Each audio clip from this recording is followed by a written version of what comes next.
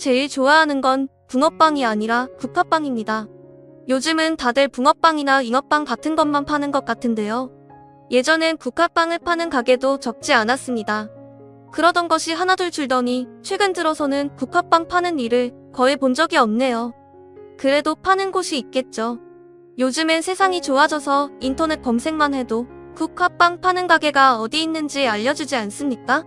얼른 찾아서 국화빵 한 봉지 사들고 아내를 찾아가야겠습니다.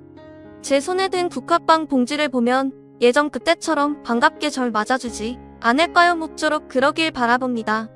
안녕하세요. 전 60대 중반을 살아가고 있는 남자입니다. 사정이 있어서 지금은 아내와 떨어져 살고 있어요. 언젠가는 예전처럼 한 집에서 살 수 있을 거란 기대를 가지고 부지런히 일을 하며 살고 있습니다. 제가 지금은 모 아파트에서 경비 일을 하고 있어요. 예전에 저라면 때려 죽인다고 해도 못했을 일이지만 이젠 이 일조차 감사하게 여기며 살고 있습니다. 절 일이 만들어준 이가 바로 제 아내입니다.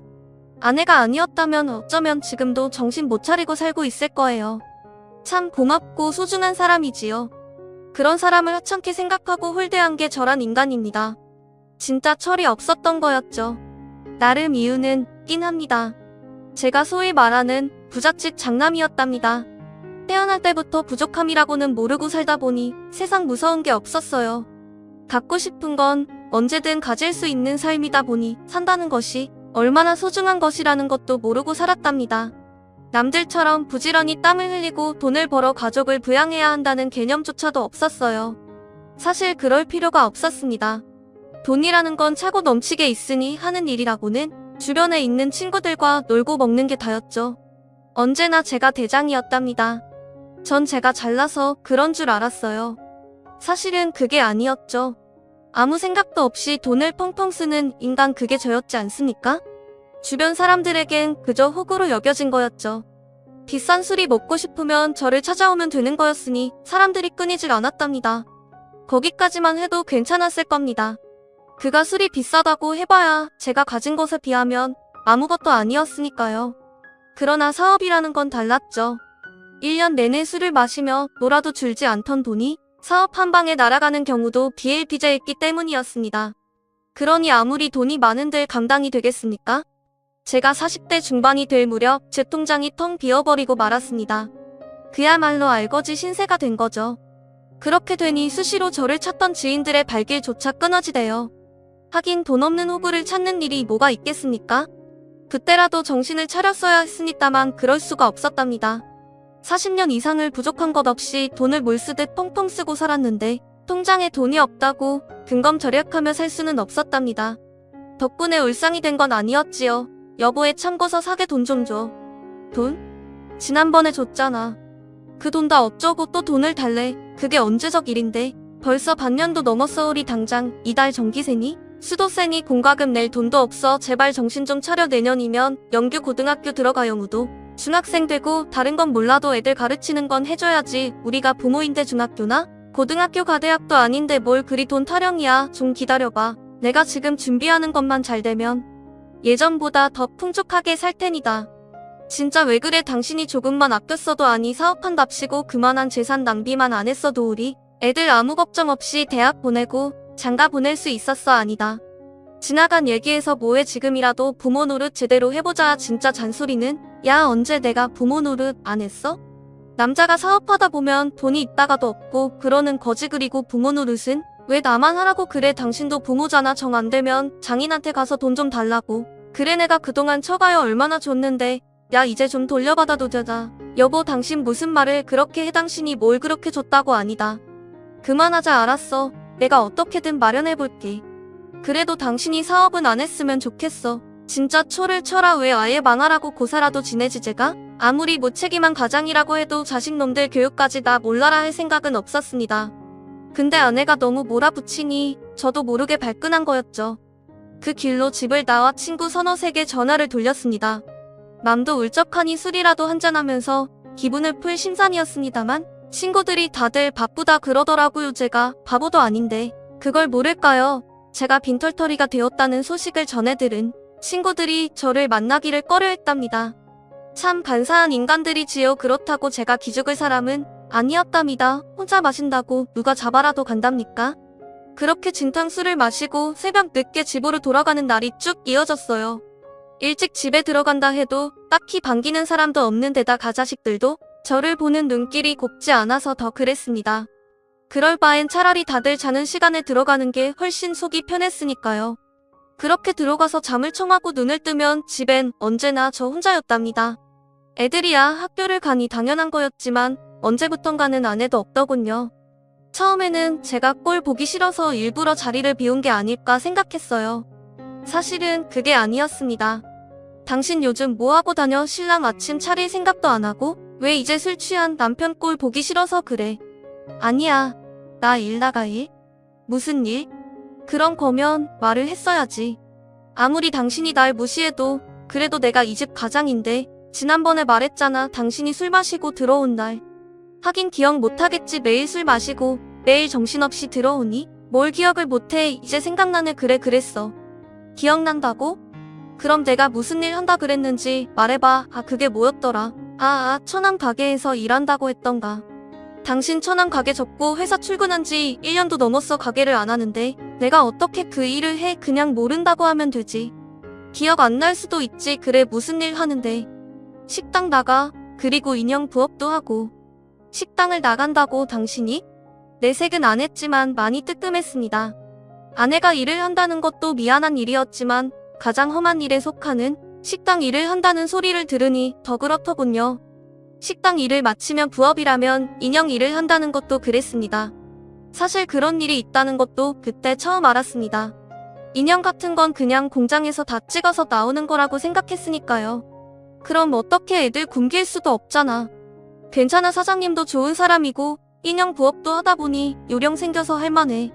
말은 그랬지만 그게 사실일 수는 없었습니다. 저희 집에 비해할 바는 아니었지만 처가도 아주 가난한 그런 집은 아니었거든요. 그러다 저를 만나 결혼하면서 아이 둘을 키우며 살아온 사람이었어요. 평생 일이라고는 해본 적이 없던 사람이 식당에서 설거지를 하고 퇴근하면 부엌집에 가서 인형 눈을 붙이는 일이 만만할 리가 없었죠. 실제로 아내 근처에 가면 요동치는 파스 냄새가 그 증거였죠. 제가 못 능력해서 그런 건가 싶어지니 오히려 화가 나지. 뭡니까? 그깟 식당 일 외에 인형 눈알 붙여서 얼마나 번다고. 당장 때려치면 그 다음은 왜 하나 남은? 이 집이라도 팔려고. 그게 아니면 당신이 생활비라도 줄 거야. 이 사람이 나를 어떻게 보고 그런 말에 집을 왜 팔아? 내가 돈 가져오면 될 거 아니야. 나 천하의 송병모야. 진짜로 대책 없는 인간이었어요. 그나마 남은 몇 푼 안 되는 돈으로 저 술 먹기에 급급하면서도 정작 아내와 자식에게 들어가야 하는 생활비는 신경도 안 썼으니까요. 그러면서도 큰 소리만 치던 인간이었습니다. 아내는 그런 제가 얼마나 한심하게 느껴졌을까요? 그래도 아내는 묵묵히 자기가 해야 할 일을 하며 살았습니다. 그렇게 또 10몇 년을 살아댔답니다. 그 사이 큰놈은 군대를 다녀와서 대학을 졸업했어요. 그리고는 괜찮은 회사에 취업도 했고요. 비로소 집안 형편이 조금 나아졌답니다. 간단하게 말을 하긴 했지만 그 오랜 시간 안에 노고는 이루 말로 다 할 수가 없는 것이었습니다. 그 곱던 사람이 채 60도 안 됐는데 거리를 걸으면 누구나 할머니라고 부를 정도였거든요. 염색이라도 하면 좀 나았을 텐데 아내는 그것도 하지 않았어요. 미장원에서 염색하는데 드는 돈이면 하루 식비를 훌쩍 넘었으니 그 돈이 아까워서 그랬던 거였습니다. 그 정도였으면 제가 정신을 조금이라도 차려야 했어요. 근데 전 그때까지도 여전히 뜬 구름만 잡고 살았습니다. 사실은 알고 있었어요. 제가 매번 말하는 사업 따위는 가능하지 않다는 거려. 그래도 인정할 수 없었죠. 그건 곧 제 인생 전부가 엉터리였다는 걸 시인하는 결과였으니까요. 냉정하게 보면 제가 시인하고 말고 할 것도 없었답니다. 주변에 모두가 다 아는 사실이었죠. 인간 송병모가 얼마나 쓰레기였는지 말입니다. 제 피를 이은 자식들조차도 그 사실을 알고 있었을 정도였답니다. 당연한 거였죠. 두 아들이 철이 들 무렵부터 시작된 아내의 고생을 보며 아들들이 참 많이 안타까워했답니다. 아침 일찍 집을 나가 저녁까지 일을 하고 들어와서는 그 피곤한 몸을 이끌고 자신들의 저녁을 차리겠다고 동동대는 아내를 보며 무슨 생각을 했겠습니까? 엄마가 안타깝다는 생각도 있었겠지만 그보다는 엄마를 그렇게 내몬 아버지, 그러니까 제게 반감이 더 컸을 테니까요. 그 정도가 되면 아들들이 저한테 나쁘게 대할 수도 있었습니다. 근데 그러질 않았어요. 다 아내 때문이었죠. 아내는 제게 잔소리를 하긴 했지만 자식들이나 혹은 주변 친지들 지인들에겐 언제나 제가 노력하고 있다고 말하던 사람이었어요. 그런다고 아내의 말이 진실이라고 믿는 사람은 아무도 없었겠지만 아내를 봐서라도 제게 대놓고 비난을 하지는 않은 거였답니다. 제 인생의 가장 큰 복이 바로 아내를 만난 거라고 말하는 이유지요. 그러나 전 그게 복이라는 것을 몰랐습니다. 진짜 말하기 창피하지만 제가 아내 속을 썩인 여러 이유 중엔 여자 문제도 있었거든요. 나가서 살림을 차리니 많이 하는 수준은 아니었지만 그래도 몇몇 여자와 심각한 관계를 이루기도 했습니다. 그래도 가정을 깨려는 건 아니었어요. 돈이 많았을 땐 그게 의뢰하는 놀이 같은 거라고 생각했거든요. 참 쓰레기였습니다. 그런 인간을 끝까지 남편이라고 생각해준 아내가 오히려 이상한 것 아닐까요? 아무리 철이 없는 인간이고 멍청한 녀석이라고 해도 아이를 그저 먹는 건 아니대요. 제가 60줄에 다다르면서 그런 생각을 종종 하게 됐어요. 아내한테 너무 미안하다는 생각 말입니다. 언제나 후회는 너무 늦을 때 하는 거라지만 제 후회는 너무 많이 늦었던 거죠. 그럴 때 아내가 사고를 당했답니다. 일을 마치고 집으로 들어오다 뺑소니를 당한 거였어요.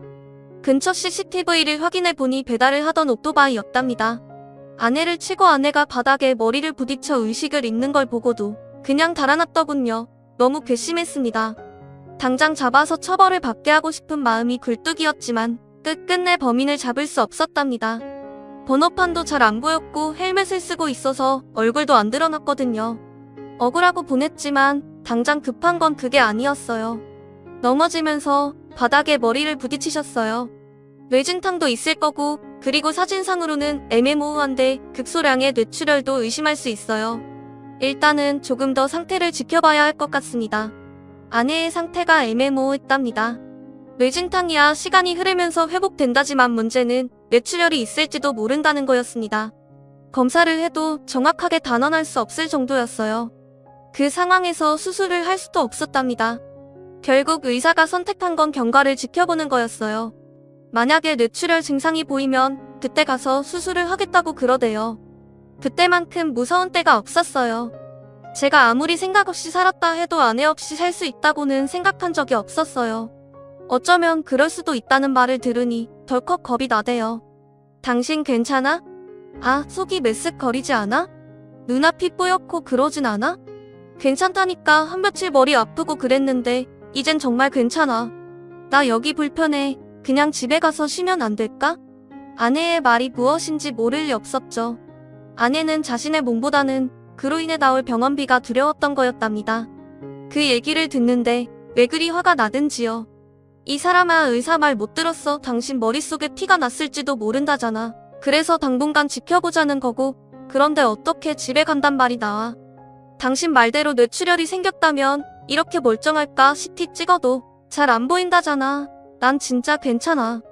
당신이 의사야? 아 의사 말 들어. 제가 하도 강경하게 나서니 아내가 태어나겠다는 말을 관두었습니다. 아내는 제 말이라면 설령 자신의 뜻과 반하는 부분이 있어도 존중해주는 그런 사람이었습니다. 그런 사람을 전 평생 고생만 하게 놔뒀던 거였어요. 너무 마음이 쓰렸습니다. 며칠 더 입원을 해야 했으니 집에 가서 챙겨올 것도 있고 해서 집으로 다녀오는 길이었습니다. 병원 입구에서 노점상 한 곳을 발견했습니다. 국화빵 8개에 2,000원이라고 쓰인 곳이었어요. 그걸 보니 예전 연애 시절이 떠오르더라고요. 아내랑 연애할 때 제가 진짜 미친 짓을 많이 했습니다. 아내의 마음을 잡겠다고 온갖 돈질을 다 했거든요. 가진 게 돈뿐인 놈이었으니 그거 말고는 생각이 안 났어요. 짜장면을 먹어도 호텔에 가서 일반 중국집에 주는 돈의 대여섯 배를 내고 먹었답니다. 여자라면 다 좋아할 줄 알았어요. 아내라고 그걸 딱히 싫어한 건 아니었어요. 그렇다고 크게 좋아한 것도 아니었지만 유지금도 그렇지만 아내는 감정의 기복이 심한 사람은 아니었어요. 좋아도 싫어도 평소보다 약간 더 표현하는 정도였답니다. 그런 아내가 진짜로 좋아하는 일이 있었어요. 정확히 무슨 일이었는지는 기억이 안 나는데 제가 부산에 다녀올 일이 있었어요. 한 3, 4일 일정으로 내려갔었는데 예정보다 빨리 온 적이 있었어요. 그때는 하루만 아내를 못 봐도 애가 타던 시절이었으니 그 늦은 밤에 아내 집 앞으로 차를 몰고 갔죠. 아내한테 전화를 걸었더니 당장 나오더라고요. 근데 여자들이 당장 나온다는 말이 남자들처럼 5분, 10분 이런 게 아니잖아요. 집에 있던 상태라 화장도 안 하고 옷도 엉망이었을 테니 그거 준비하는데 좋게 30분은 걸리게 마련이죠. 초조한 마음으로 아내를 기다리다가 우연히 국화빵 노점을 보았답니다. 괜히 사고 싶더라고요. 아내가 좋아할지 안 좋아할지 몰랐지만 그래도 빈손보다는 나을 것 같았거든요. 그래서 넉넉하게 사서 아내에게 주었답니다. 아내가 그때만큼 환하게 웃은 적이 없었어요. 국화빵이다 너무 좋아 자기만큼 따뜻하잖아 그치 고마워. 겨우 국화빵 갖고 뭘 그래 이것보다 더 맛있는 거 얼마든지 사줄 수 있는데. 알아 근데 난 이게 좋아 자기가 나 생각해서 추운데도 품 안에 끼고 있던 거잖아. 아 이런 건 식으면 맛없잖아 그러니까 그래서 자기가 품 안에 넣어둔 거잖아. 너무 고마워 나 진짜 맛있게 먹을게. 그때는 아내가 국화빵을 좋아하는 거라고 생각했는데 이 나이가 되니 생각이 달라지더군요. 아내가 좋아한 이유는 국화빵 때문이 아니라 그걸 따뜻하게 품고 있다가 건네준 제 마음을 더 좋아한 게 아닐까 생각했거든요. 근데 아직 물어보지는 못했습니다. 물어본다고 아내가 대답해 줄 것 같지도 않고요. 아무튼 병원 앞에서 국화빵 노점을 발견하고는 그때 생각이 나서 샀습니다. 그때만큼 아내가 좋아해 줄 거란 확신은 없었는데요. 아내가 또 좋아하더라고요. 어쩌면 좋아해 준 척 연기를 한 건지도 모르고요. 아내는 항상 그래준 사람이었지 않습니까? 이걸 어디서 샀어? 요새 국화빵 잘 안 팔던데. 병원 앞에 있더라. 어서 먹어 식기 전에 이런 건 식으면 맛없어.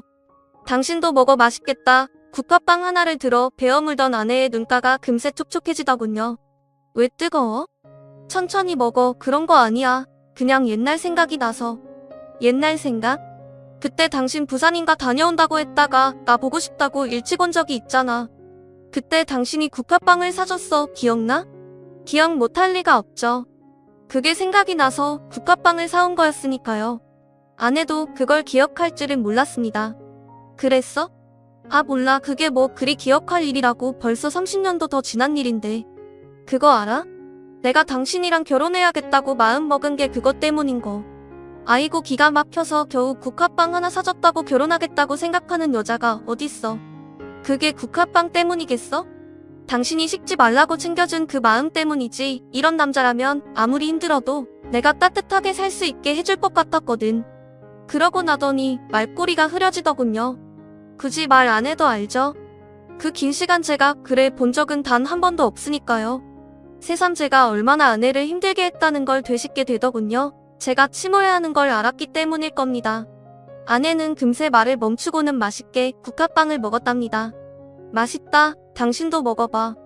왜 그리 코끝이 시려웠는지요? 그래도 아내 앞에서 그런 티를 낼 수는 없지요. 대신에 다른 말로 제 감정을 감췄답니다. 당신 태어나면 염색부터 하자. 머리가 그게 뭐야? 이게 어때서 나이 들면 흰머리 생기는 거야. 당연한 거지. 또 그런다 당신 아직 60도 안 됐어. 드라마에 나오는 여배우들 봐. 60이 코앞인데도 아직 40대처럼 보이는 사람들 천지구만 그 사람들이야. 배우니까 그렇지 나야 그냥 아줌마고. 뭐가 달라. 아무튼 태어나면 꼭 염색하는 거야. 알았어. 다행히 뇌출혈과 관련된 그 어떤 증상도 나오지 않았답니다. 그래서 의사가 퇴원해도 좋다고 그랬고요. 퇴원하고 집으로 돌아와서 가장 먼저 한 일은 염색이었답니다. 가만히 있어봐. 다른데 묻으면 얼룩져. 아이고 안 해도 된다니까. 갑자기 무슨 바람이 불어서 이런데 툴툴대는 말투와는 달리 얼굴에는 웃음이 그득했던 걸 모를 줄 알아나 봅니다. 제가 염색약을 사와서 아내 머리를 해주었답니다. 난생 처음 해보는 거라서 서툴긴 했어요. 군데군데 제대로 염색약이 묻지 않아 미용실에서 한 것처럼 깔끔하지는 않았지만 그래도 아내가 할머니처럼 보이는 것을 막을 수는 있었답니다. 다 하고 나더니 아내도 꽤나 만족스러워하는 눈치였어요. 그래도 잘했네 수고했어. 그러면 뭐해 한 달만 있어도 다시 끄떡끄떡 해질 텐데 한 달 있다 또 하면 되지 뭐가 걱정이야. 그때도 해주려고. 정말 왜 그런데. 왜 그러긴 당신 할머니 소리 듣는 게 싫어서 그러지. 왜 당신은 할아버지 소리가 듣기 싫어? 당연히 싫지. 이 나이에 벌써 할아버지 소리를 왜 들어. 과연 그럴까? 아내가 그러는 이유가 있었습니다. 저희 큰놈이 사귀는 아가씨가 있었거든요. 저는 몰랐어요. 집안일에는 신경을 전혀 쓰지 않았으니 그럴 수밖에 없었죠. 그만큼 무심하고 동시에 무책임한 놈이었어요. 그 덕에 아내가 망가졌죠. 병원에 있으면서 이런저런 검사도 같이 해봤답니다. 혹시라도 다른데 이상이 있는 건 아닌지 해서요. 그 긴 시간 가진 혹사를 다 당한 몸이었으니 안 그럴 수가 없었답니다. 다행히 크게 문제가 있진 않았어요. 그래도 멀쩡할 수는 없었답니다. 나이도 있고 그간 건강을 제대로 돌볼 여력이 없었으니 그럴 수밖에 없었어요. 당뇨 문제도 좀 있고 유전적으로 치매 위험성도 있다고 그랬거든요. 의사가 추천하는 최고의 방법은 스트레스를 멀리하고 규칙적인 음식 섭취가 필요하다는 거였답니다. 근데 아내가 식당에서 평생 일을 하다 보니 먹는 게 규칙적일 수가 없었답니다. 다른 사람들이 밥 먹는 시간에 일을 해야 하는 직업이었으니 당연했죠. 그래서 제가 말렸습니다. 어떻게 그래? 안 그래도 내가 병원 있는 동안 다른 사람들이 고생한 걸 아는데 그만둘 때 그만두더라도 다른 사람 구할 때까지는 다녀야 예의지. 그동안 내가 신세를 얼마나 많이 졌는데 사람이 도리를 알아야 사람이잖아. 거듭된 만류에도 아내는 결국 식당으로 다시 일을 나갔습니다. 그걸 보는 제 마음이 그리도 불편했답니다. 이전에도 안 그런 건 아니었지만 그땐 그냥 모른 채 한 거였다면 그 당시는 어떻게든 못 가게 말리고 싶은 심정이었어요. 다 돈 때문에 그런 거였죠. 물론 그때는 사정이 마냥 나쁜 건 아니었습니다. 큰 놈에 이어 둘째까지 취업을 하면서 최소한 못 먹고 살 정도는 아니었으니까요. 그래도 아내는 일을 하겠다고 했습니다. 이유야 뻔하죠. 아무리 자식들이 커서 돈을 벌어온다 한들 그 돈을 속 편하게 받을 수 있는 사람이 아니었으니까 그런 거였답니다. 제가 죽을 때가 되어서 그런지 모르겠지만 그 모든 게 제 탓 같았어요. 아내를 그만두게 하려면 제가 일을 하는 수밖에 없었습니다. 그래서 여기저기 일을 찾아봤답니다. 지인들한테 부탁도 많이 했고요. 그건 제가 어떻게 살아왔는지 잘 알겠대요. 말로는 알아본다던 사람들이 단 한 명도 일자리를 추천해주지 않았답니다. 하긴 저처럼 평생 허세만 부린 인간은 뭘 믿고 일자리를 추천하겠습니까? 다 쌓은 만큼 받는 게 인생이지요. 그러다 한 자리가 났습니다. 인력 회사를 운영하는 지인이 맡아 하던 아파트 경비 자리가 하나 났다더군요. 원래 하시던 양반이 갑자기 몸이 나빠져 결혼이 생긴 거였어요.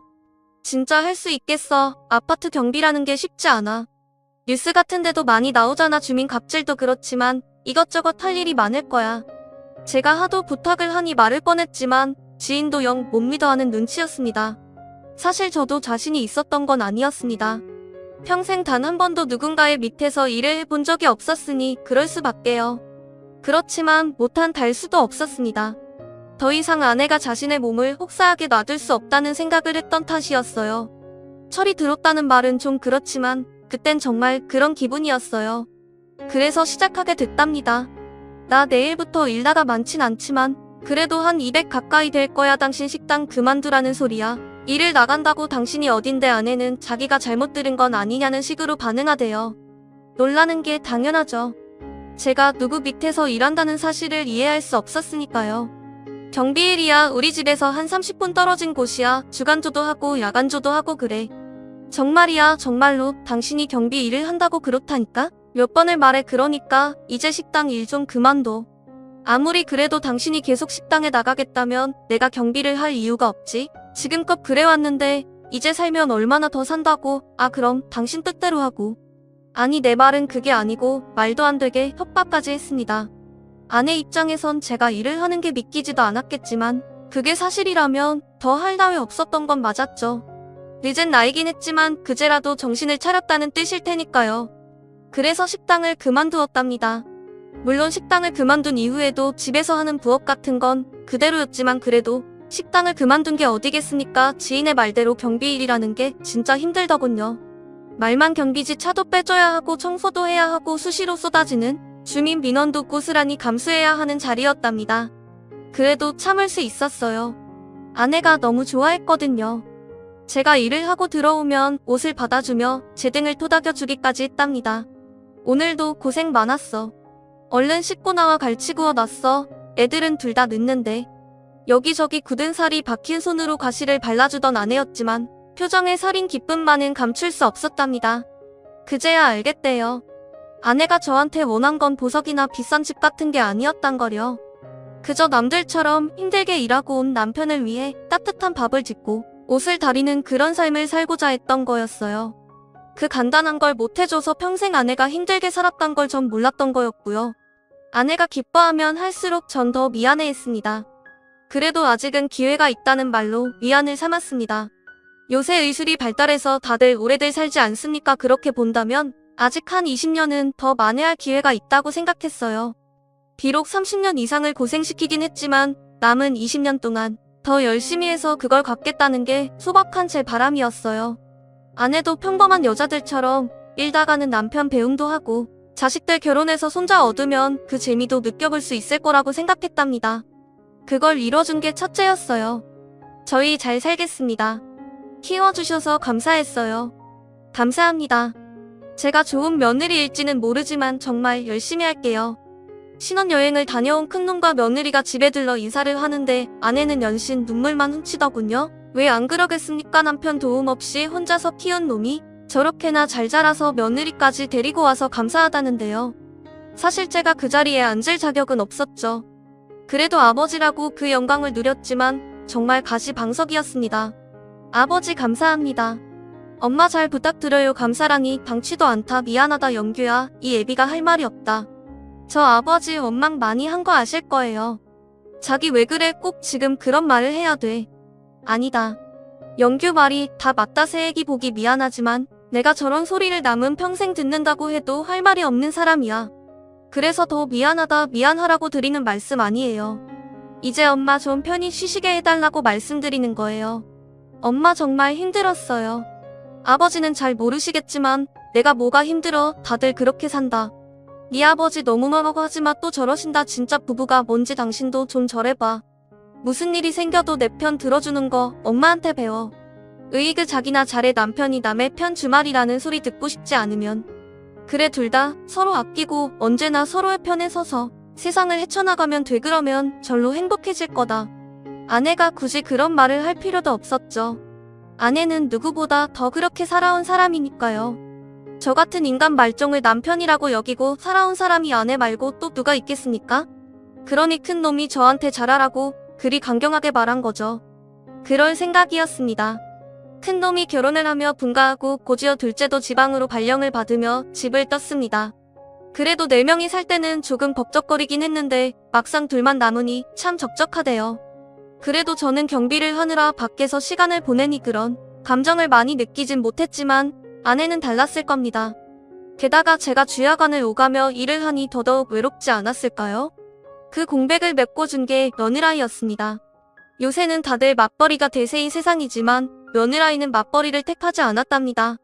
큰놈이 그걸 바랐답니다. 말은 안 해도 학교를 다녀오면 언제나 허둥지둥 들어와 자신들의 저녁을 차리는 아내의 모습이 힘들어 보인 때문이 아니었겠습니까? 그래서 며느리가 일을 하겠다고 했을 때 끝까지 반대를 했답니다. 혼자서 벌면 조금 힘들긴 해도 그렇다고 못 살 것도 아니라는 이유에서였어요. 덕분에 며느리가 한가했으니 종종 시댁을 찾을 수 있었던 겁니다. 그래도 아들 놈이 퇴근하기 전이면 집에 가곤 했으니 저는 자주 부딪힐 순 없었지만 아내와 며느리가 얼마나 사이 좋은 고부인지는 알 수 있었답니다. 야간 근무를 마치고 와서 잠을 청할 때면 두 사람이 밖에서 무슨 얘기를 하는지 막 웃는 것을 들은 게 한두 번이 아니었으니까요. 다행이다 싶었어요. 평생 그렇게 웃을 일이 어디 있기라도 했겠습니까? 그제라도 그렇게 웃고 살게 된 게 다행이었지요. 다 제 탓이었지요. 그래서 더 잘해주고 싶었던 거고요. 그런데 생각보다는 그러질 못했어요. 아무래도 일을 하다 보니 그리 되더군요. 평생 놀고 먹기만 한 사람이니 체력이라고 좋을 리가 없지요. 그나마 주간 경비는 좀 나았지만 야간 경비는 하고 오면 진짜 녹초가 됐답니다. 경비실에서 쪽잠을 좀 자기도 하지만 매번 그럴 수는 없기 때문입니다. 그 늦은 시간에도 순찰을 돌고 이런저런 일을 하다 보면 쪽잠조차 잘 수 없는 때가 많았습니다. 그런 날은 집에 오자마자 잠자기에 급급했지요. 밤새 혼자였던 아내가 무슨 말을 걸어도 대답할 기운이 있어야 말이죠. 아마 그 때문이었던 것 같습니다. 언제부턴가 아내가 혼잣말을 하는 경우가 잦아졌습니다. 제가 피곤해 고라 잠을 청한다 해도 아무래도 나이가 있다 보니 깊은 잠을 잘 못 잘 때가 많았어요. 자다 깨다 그랬죠. 그 와중에 아내가 혼자서 뭐라 그러는 걸 잠결에 듣기도 했고요. 꼭 누가 앞에 있어서 대화를 하는 것 같았어요. 그래서 물어본 적도 있었고요. 어제 누가 왔었어? 며느라기 왔다 간 건가? 아무도 안 왔는데 수진이 요새 문화센터 다닌다고 자주 못 와. 그래? 어제 당신이 누구랑 이야기하는 것 같은데? 나 혼잔데 무슨 이야기를 해? 당신이 피곤해서 꿈을 꾸물 건지 아무래도 한약한 채 지어야 할 모양이야. 돈 아깝게 그런 걸 왜 지어? 할 그럴 돈 있으면 당신 만난 거나 사 먹어. 이 사람이 요새 왜 이런데? 원래 하던 대로 해. 너무 잘해주니까 내가 적응이 안 돼. 내가 뭘 잘해줘? 잘해주지. 이 나이에 마누라 먹으라고 통닭 싸들고 오는 남자가 어디 흔해?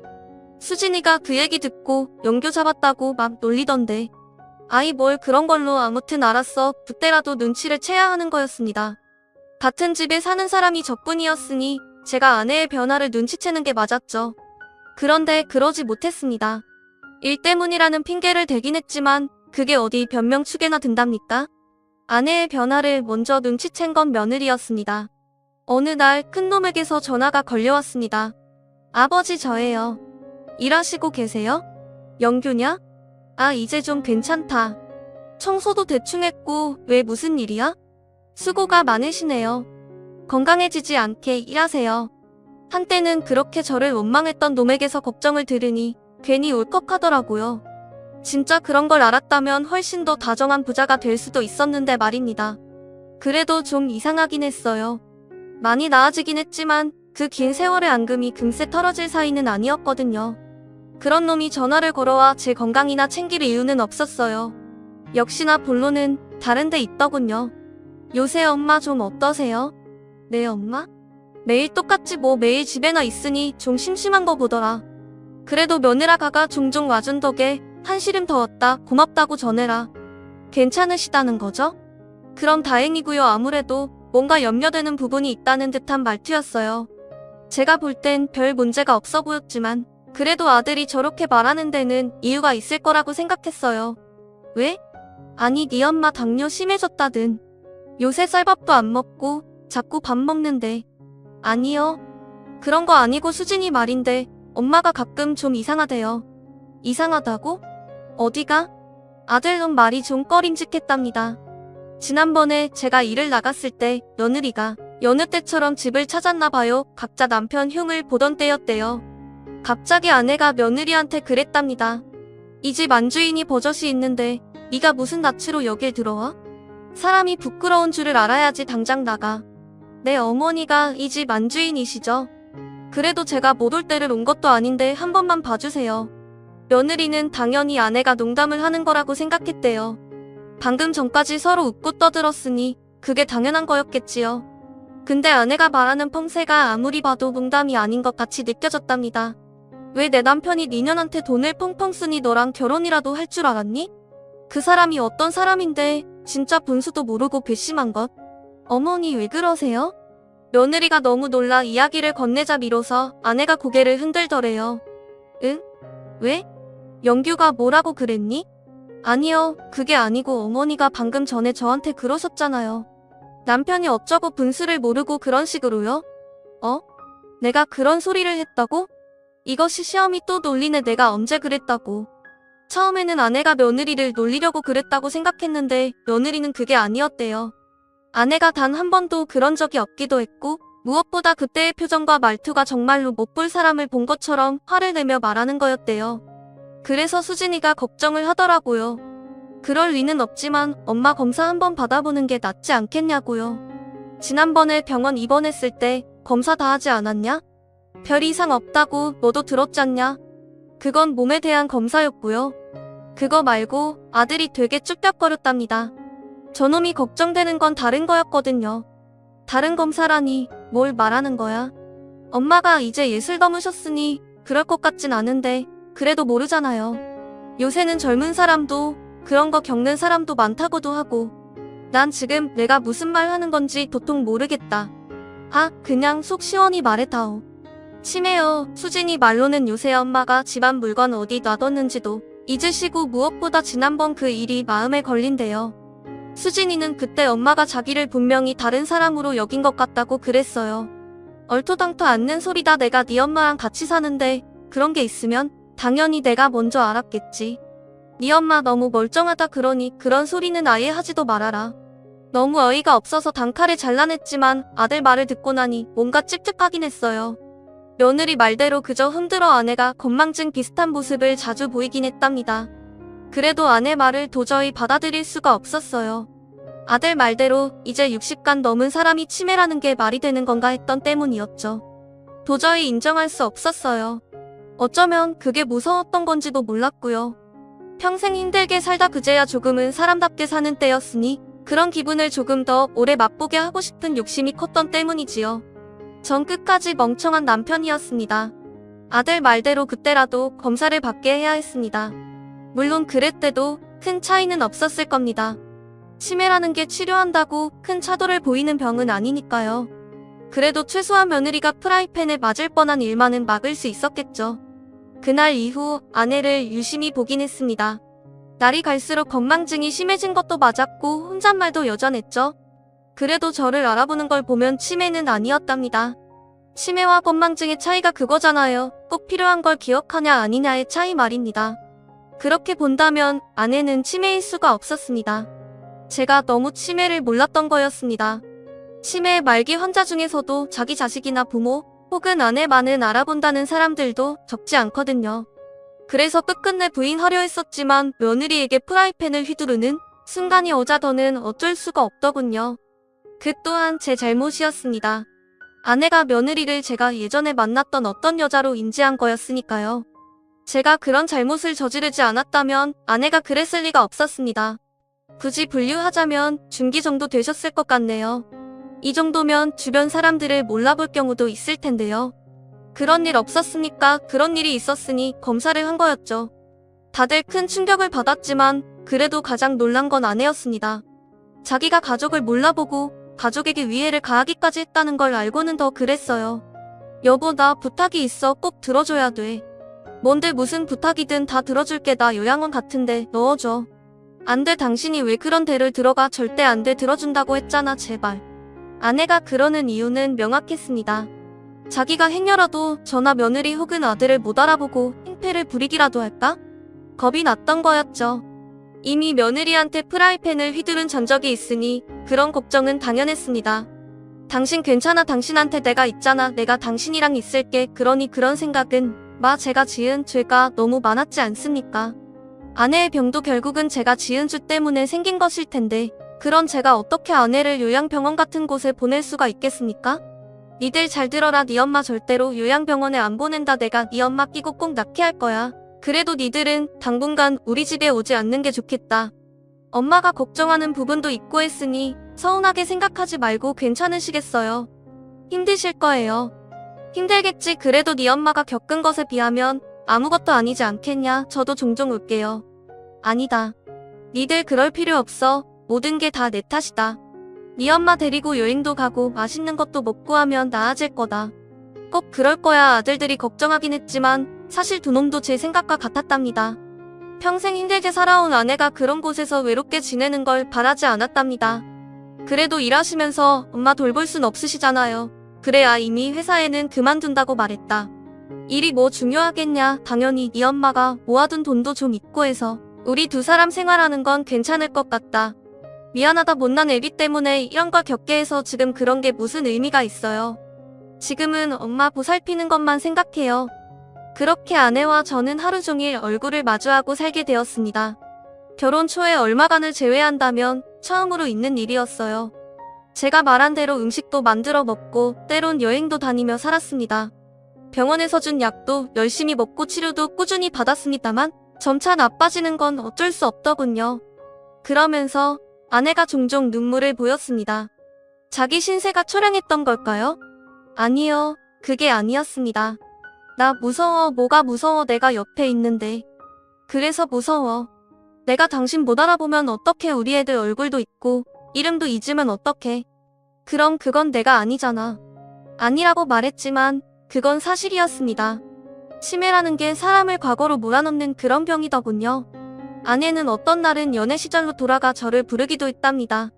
자기야, 오늘 우리 어디가? 자기 지난번에 그랬잖아. 나 위에서 맛있는 경양식 집 알아뒀다고. 오늘 거기 갈까? 경양식 먹고 싶어. 그래 가자. 말은 그랬지만 아내의 말을 처음엔 이해하지 못했답니다. 경양식 집이라는 말을 요즘 쓰긴 합니까? 더구나 절 자기라고 부르는 것도 이상했고요. 그러다 알았습니다. 아내가 수십 년 전 우리가 연애하던 시절에 머물러 있다는 걸 말입니다. 그때 전 서울 시내 유명하다는 음식점을 찾아서 아내를 데리고 다니고 그랬답니다. 아마 아내에게 당시에 그런 말을 한 적이 있었나 봅니다. 수십 년이 지났는데 아내는 마치 며칠 전에 제가 그러기라도 한 것처럼 이야기를 하더군요. 그 집 함박 스테이크가 최고라네. 아유 얼른 준비해 나가자. 그 말에 활짝 웃음 짓던 아내가 안방으로 들어갔습니다. 옷을 갈아입으려던 거였죠. 저는 그 사이 서울 시내 맛있다는 집들을 찾았습니다. 한 20여 분이 지났을 거예요.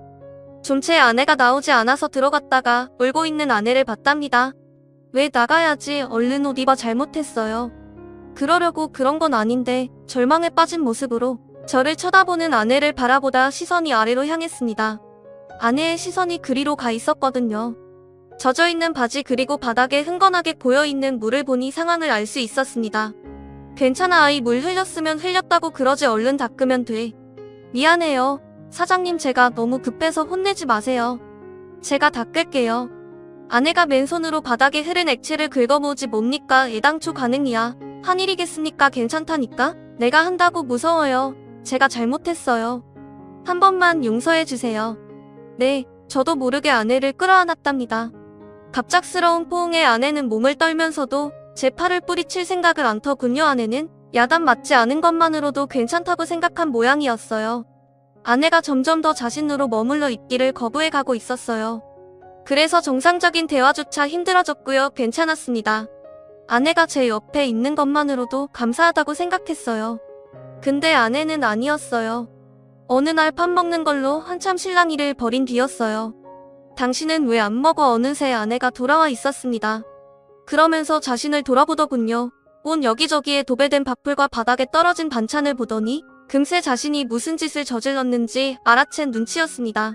내가 또 이랬구나. 미안해. 당신이 한 거 아니야. 내가 정리하다 떨어뜨린 거야. 됐어? 미안해. 내가 치울게. 당신은 좀 쉬어. 아니야. 나중에 치우는 건 나중에. 아내가 본래 모습으로 돌아오는 그 짧은 시간을 그렇게 보낼 수는 없었습니다. 여기 앉아봐. 왜? 당신 발 좀 닦아주고 싶어서. 생각나. 당신이 나 발 닦아준 거 진짜 옛날 이야기였습니다. 거기가 장흥인가 백마인가 그랬을 겁니다. 서울 근교의 관광지를 간 적이 있었어요. 연애할 때였죠. 계곡 같은 데서 놀다가 진흙밭 같은 데 빠졌었어요. 어차피 차가 있으니 별 문제는 아니었어요. 근데 아내가 그러대요. 그 발로 차 타면 차 지저분해진다면서 절 안 쳤어요. 신발을 벗기고 양말을 벗기더니 계곡물로 제 발을 닦아줬답니다. 제가 아내를 꼭 가져야겠다고 생각한 순간이었어요. 그랬었구나. 맞다, 내가 그랬었어. 아내의 눈이 아련해지는 추억 속으로 잠기는 것 같았습니다. 덜컥 겁이 났어요. 이러다 다시 다른 사람이 될 것 같아서요. 화장실로 가서 대야에 물을 받아오면서도 아내의 얼굴을 계속 보고 있었답니다. 다행히 아내는 그대로였어요. 좋다. 당신이 내 발 닦아주니까 나 세상에서 제일 행복한 여자가 된 느낌이야. 고마워. 이렇게 나를 돌봐줘서 미안해. 당신이랑 더 오래 하지 못해서. 그러면서 제 머리를 쓰다듬어 주었답니다. 소리를 낼 수 없었습니다.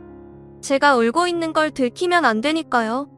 정작 고맙다고 말해야 하는 것도 저였고 미안하다고 빌어야 하는 것도 저였는데 이 바보 같은 여자는 왜 그런 말을 해서 저를 더더욱 몹쓸 놈으로 만드는 거였을까요? 괜찮아. 나 지금이 좋아. 당신이 내 발 닦아주는 이 시간이 너무 행복해. 그래, 힘들었어. 그런데 어차피 지난 일이잖아. 이젠 안 그러잖아. 나 진짜 진심으로 부탁할게. 나 이제 이 집에서 나가고 싶어. 우리 애들이 자란 이 집을 망가뜨리고 싶지가 않아. 당신이 힘든 것도 싫고 약속할게.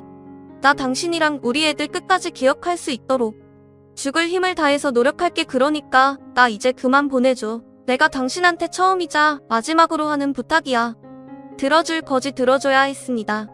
아내가 가끔 자기 자신으로 돌아와서 자기가 벌인 짓을 보며 얼마나 힘들었을 텐데요.